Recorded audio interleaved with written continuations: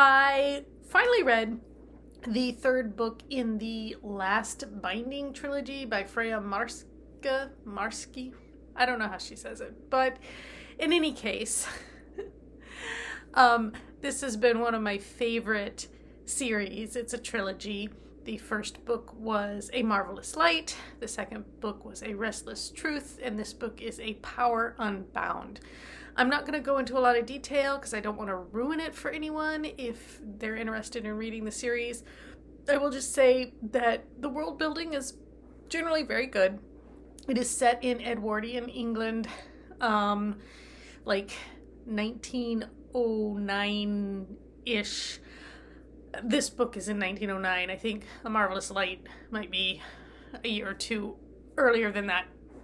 But in any case, it is about a society of magicians. You know, this is something that is passed down through your bloodline, and they have their own magical society that kind of is blended into like normal, I guess, society. Normal people don't know magicians exist.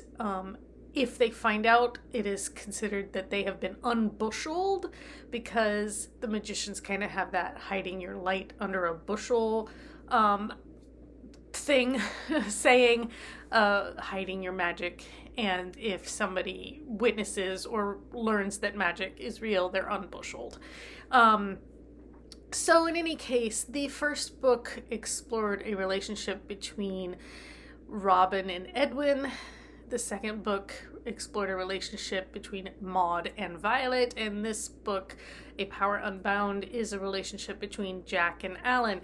That being said, these are not romances strictly. They have romantic elements, but it is a trilogy that is about three magical objects that were given to the magical society by the Fae, and finding and keeping these objects away from magicians who want to use them for bad reasons. So there's a little bit of a, what is it in Harry Potter? The three things.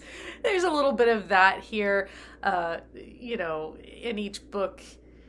I don't want to say each book is about finding that object. The first book is about finding a specific object. The second book is about finding the next object. The third book is partly about finding that third object. And then, of course, what comes after when that object is found, and who has what and how they intend to use it.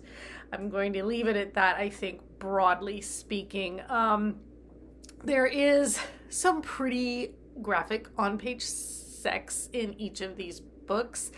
I loved the first book. I liked this book very much as well. I gave them each 5 stars. I might have given the second book 4 stars instead of 5. And I was thinking about that. I was like, is it because I'm not as into a sapphic relationship as I am into gay relationships? But then I realized, for me, I think the big difference is I'm a grumpy sunshine kind of person. I really enjoy stories in which couples have very disparate personalities. Somebody who's serious and somebody who's goofy. Somebody who's smart and somebody who's kind of a dummy. You know, I like that. And Robin and Edwin were that way. Jack and Alan are definitely that way. But Maud and Violet, they're not that different. They're both pretty spunky, you know, young women. And so I guess I just didn't enjoy that as much, because I just didn't feel that, I don't know, that thing that I look for when I'm reading relationships of any kind.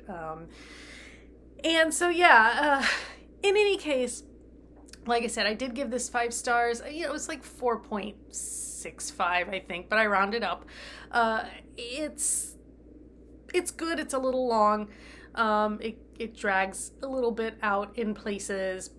But overall, this is a series that I picked up at the library, but it's one that I consider actually buying nice copies of for my personal library, because I did like it enough.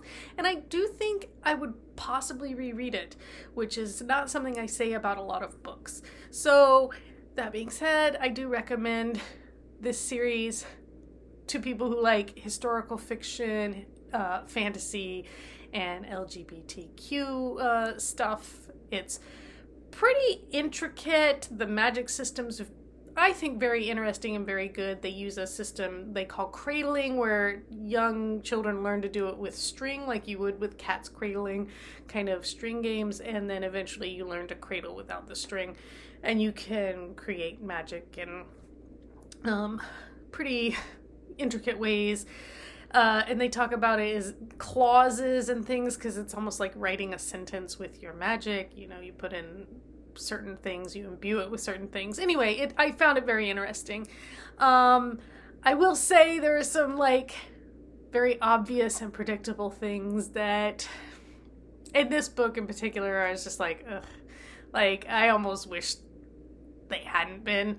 One of the characters' names is Dufay. And I'm like, it's kind of a giveaway. But yeah, but overall, you know, so that I think is part of why I shaved some of the stars off. It didn't need to be quite this long, I didn't think. I mean, it's only like 420 pages, but still. And some of the kind of predictable stuff. But overall, yeah, not bad. If you like this kind of thing and you want something lighter and, you know, less involved, less of a commitment, my book Feyburn is also a Regency romance with a kind of fairy tale magic element. And though there are heterosexual couples in there, there is also one gay couple in that book that was so much fun to write. I love George and Owain. But yeah, just throwing that out there in case you're interested. In any case, it was nice to read something that I actually enjoyed after having a string of just kind of meh to not great reads. But I am switching gears a little bit. I picked up a nonfiction book. I haven't read much nonfiction this year. I only have one nonfiction book that I've read this year. And I started a second one, but I set that aside for all these library books. But then I found this book at the library, and it's nonfiction, and it is about leaving the Christian church, ex-evangelicals as they call them. I guess as I could call myself. That's a whole other story that we will talk about after I finish reading this book. I will let you know my thoughts about it and maybe a little bit more of my background with that if you're interested.